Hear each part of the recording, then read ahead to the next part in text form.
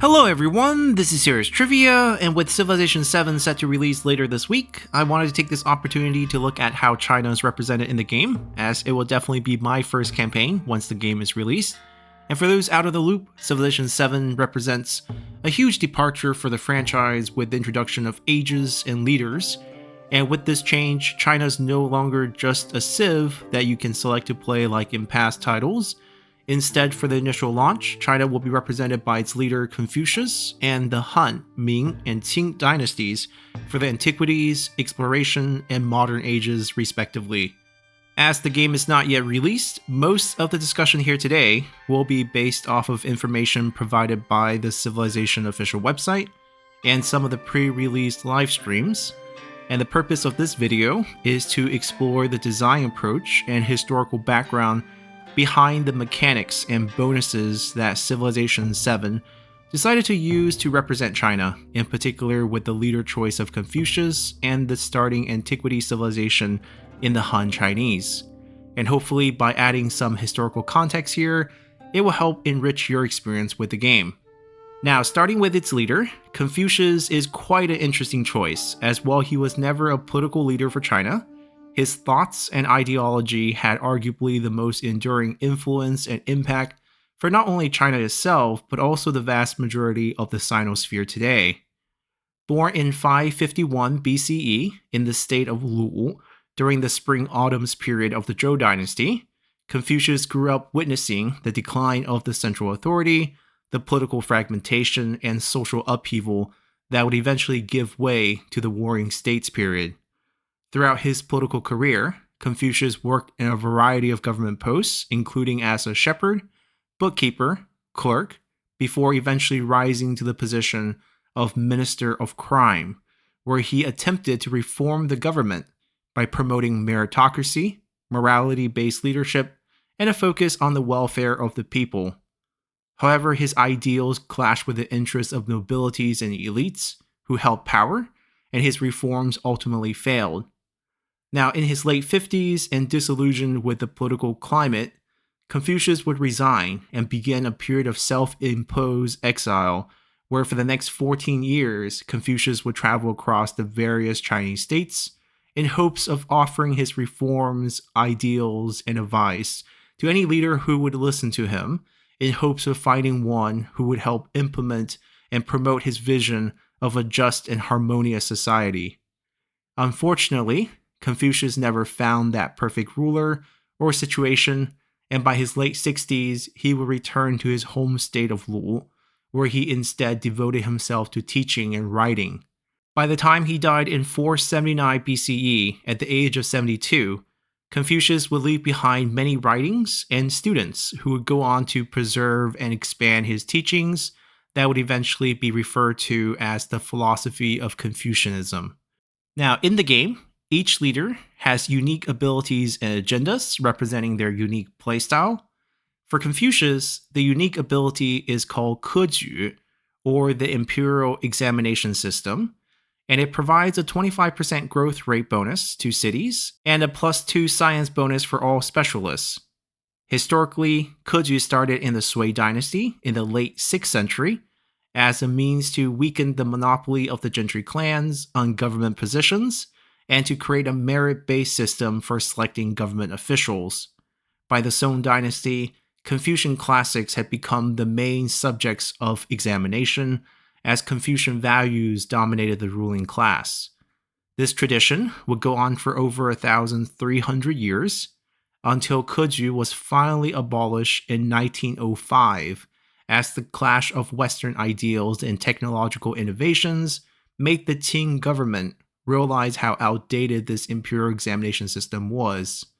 Even though one of the main historical downfalls of Keju was its lack of focus on technological advancements and applications, it did promote education and learning. So in that sense, with how the game represents science across the broader spectrum of human history, having the +2 science bonus for each specialist for Confucius makes a lot of sense. Additionally, Confucius believed in the rectification of names, or zhengming, or a social harmony that depends on the proper use of language and titles, where each person fulfill their given role and responsibilities according to their position in society, and in the scope of the game, specialists fit that bill quite well. Apart from the bonus from his unique ability, Confucius also has an agenda called Guanxi, which in the context of Confucianism means the defined relationship between any two individuals and their respective position in society, with notable examples being Junchen, or the relationship between a lord and his official, and Fuzi, or the relationship between a father and son. In Confucian teaching, these relationships, or guanxi, have defined roles and duties for both sides of the relationship, and only when both sides observe these rules and customs can a society be truly harmonious. In game, this is reflected by a medium increase in foreign relationship between Confucius and the leader with the most specialists in their empire, and a small decrease in relationship between Confucius and the leader with the fewest specialists in their empire. Essentially, Confucius's attitude towards other leaders are based on how many specialists they possess, and in turn, how much they promote a harmonious society based on guanxi. Moving beyond Confucius, who's the only leader available at launch that is historically linked to China, the new playstyle introduced in Civilization VII allows you to also pair leaders with any civilization of your choice to create unique experiences, and furthermore, with each age advancement, a new civilization will be selected. So, if you wish to follow the most historical path that represents China, then the civilization for you in the Antiquity Age would be the Han China. Starting with its unique ability, called the Nine Provinces, capitals and new towns gain additional population following their first growth event. Disregarding the in-game effect of this mechanic, the Nine Provinces, or Jiuzhou, is a reference to the original 9 provinces of China set forth by the legendary leader Dayu of the Xia dynasty. Symbolically, this term, Jiuzhou, has become synonymous with China, even as territories expanded and new provinces were created. For example, by the beginning of the Han dynasty, there were a total of 13 provinces, but the original 9 still carried a great deal of meaning culturally, and it's not surprising to see it being used as the name of a unique ability for Han China. Moving on to its civic tree, the unique Han China civics are Zhi, Li, Yi, and Junzi. These terms come from the teachings of Confucius, in particular the concept of the 5 constants, or Wu Chang, which are the core ethical values promoted by Confucianism. Traditionally, these 5 core values are listed in the order of Ren, Yi, Li, Zhi, Xin, with Ren meaning benevolence being rated as the most important and the highest virtue in Confucianism. Yi, meaning righteousness or justice, follows closely behind, and in-game, this civic increases the Cho-Ko-Nu's combat strength when defending, and unlocks the Jiuqin tradition, which increases influence on all happiness buildings. Jiuqin, of course, refers to the 9 ministers, or the 9 bureaucratic departments that subdivided the Han imperial court. Personally, I don't think the bonuses for this civic remotely represent the actual meaning behind Yi in the context of Confucianism, but this is just nitpicking. Moving on, we have Li, which means rituals or etiquette, and encompasses the concept of social norms and behaviors needed to maintain order in society. In-game, this civic provides an increased influence bonus for the palace, and unlocks the Guanxi tradition, which increases influence on all science buildings.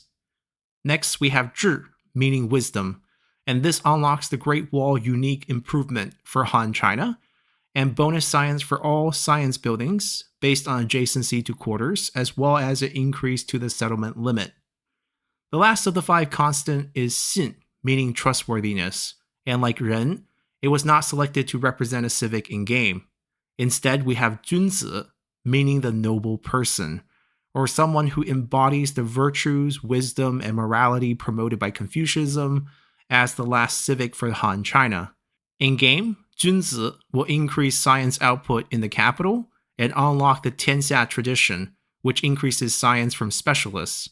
Tianxia means literally under the heavens, and it's often used to describe the entire known world. Junzi is also required to unlock the associated wonder in the Weiyang Palace, which we'll talk about a bit later. Moving on to unique infrastructure, we have the Han Great Wall. As a unique improvement, it will count as fortification and increase combat strength for any unit defending on these tiles. It also adds culture and increased happiness for adjacent Great Wall segments and can only be built in a line. Historically, the Great Wall has been built in segments ever since the Warring State period as a defensive measure against the nomadic tribes from the north. And like many dynasties before and after it, the Han continued this project, and it's not surprising to see this famous landmark become the first unique tile improvement for Han China. Moving on to the unique civilian unit, we have Dafu, which is a term that has been in use since the Zhou dynasty, and they largely included people who either served as officials at court or people who are literate and educated and are thus candidates for positions at court. In essence, in ancient China, the Dafu represented the ruling class of the educated elites. In-game, they're treated as a unique scholar-bureaucrat unit that can only be built in the capital once it has reached a set population. Now, there is an interesting randomization element to this mechanic, as the Dafu that you receive is randomized each time from a preset list of 10 possibilities.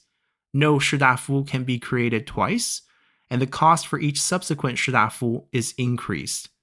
The list of possible Dafu is shown here, with their corresponding in-game bonuses, and instead of focusing on how strong these bonuses are, I want to instead focus on the historical background for these 10 unique Dafu choices. Starting with Ban Zhao, she was born during the Eastern Han Dynasty to one of the most famous families of historians during the Han Dynasty, and her father, Ban Biao, was a famed scholar and court historian, and her brother, Ban Gu, was tasked by the emperor to write a compilation of the official history of the Han Dynasty that would become known as the Han Shu, or the Book of Han. When her brother died before completing the book, Ban Zhao was given permission by the emperor to continue her brother's work, making her the first female historian in Chinese history. During her time at court, she also became the teacher for the emperor's consort, where she taught Confucian classics, mathematics, and astronomy. This event makes her possibly the world's first female educator, and in her later years, she wrote a 7-chapter treatise on acceptable behavior and morality for women of the time period, known as Nu Jie, and it is precisely this document that the game decided to highlight with her ability to create a great work codex called Lessons for Women, which grants culture. Next up, we have Han Fei, or sometimes better known as Han Feizi. He was a Warring State period philosopher, best known for his promotion of materialism and legalism. In-game, he can be activated on the palace to add science to the building. Moving on, we have Lao Zi, who is also known as Li Er, who is the founder of Taoism and a contemporary of Confucius. In-game, he can be activated to create a great work codex called Dao De Jing, which applies happiness. Next up, we have Mencius, who in Chinese is better known as Mengzi. And if Confucius was the one to create Confucianism, then Mencius was the one to elevate Confucianism into a vehicle for governance. Born roughly 200 years after Confucius, Mencius expanded upon Confucius's work by focusing on the concept that human nature is innately good and kind, and thus it was the responsibilities of the rulers to govern with benevolence. In-game, activating Mencius on a science building will unlock one free random technology. Similar to Mencius, the next Dafu in Mozi is also a Warring State philosopher, but instead of promoting Confucianism, Mozi founded the school of thought that would become known as Moism.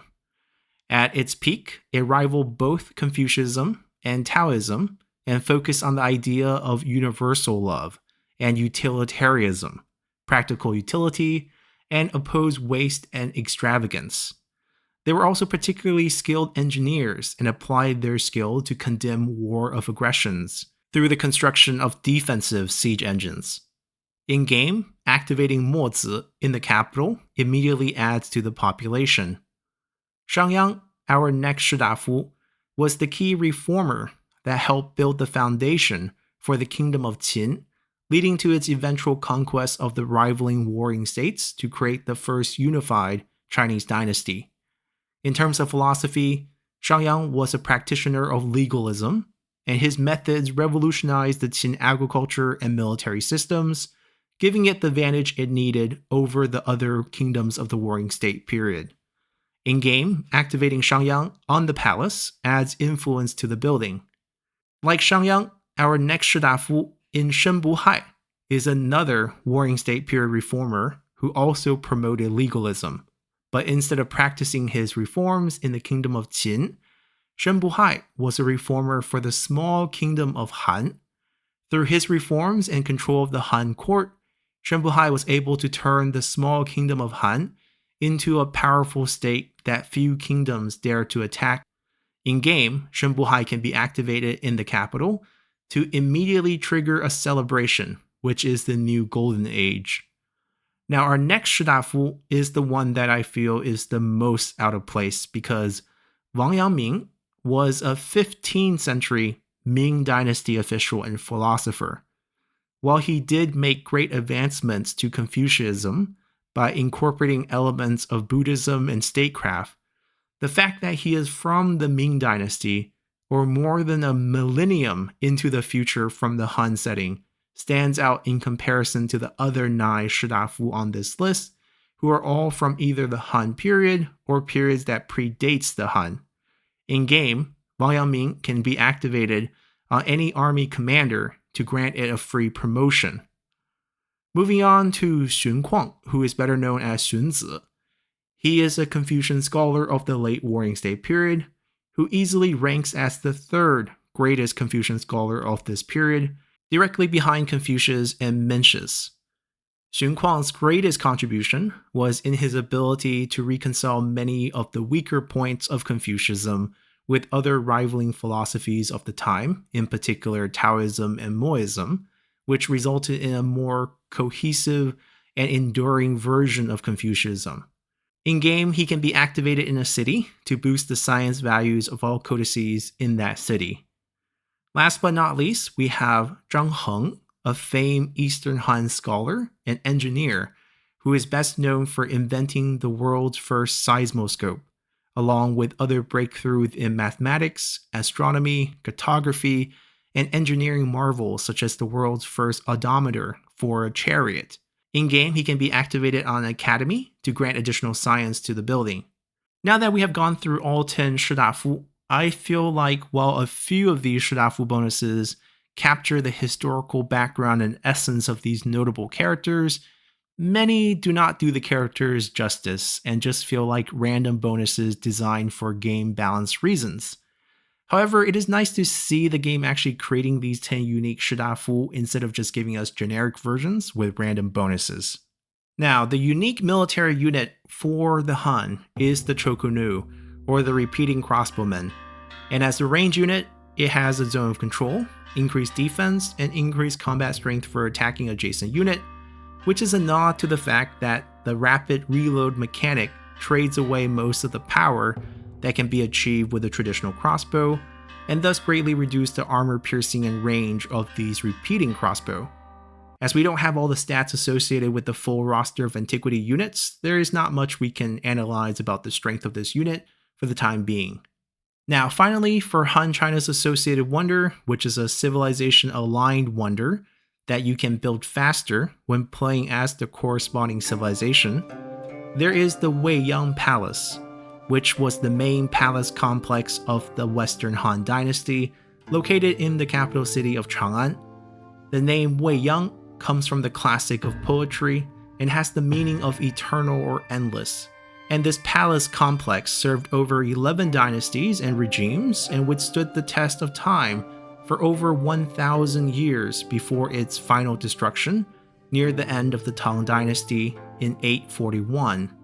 Today, the ruins of this palace still stand as a World Heritage Site, and in terms of size, the Weiyang Palace complex is 6 times the size of the Forbidden City, or the palace complex of the Ming and Qing dynasties located in Beijing today. In-game, this wonder adds a high amount of influence and must be placed on a grassland tile, which is also the starting terrain bias for Han China. Now, as we wrap up our video here, I hope I have left you intrigued about playing as Confucius in combination with Han China in Civilization VII, as I personally can't wait to explore how to best utilize this high-growth, diplomatic, and science-focused civilization to jumpstart the Antiquity Age. Now, if you found this video interesting and would like to see me cover Ming China in the Exploration Age or Qing China in the Modern Age, with a similar video going over their unique mechanics and their historical backgrounds, please like the video and drop a comment below to let me know, and I will definitely consider rushing these videos out before the game drops for early access on February 6th. So until then, bye!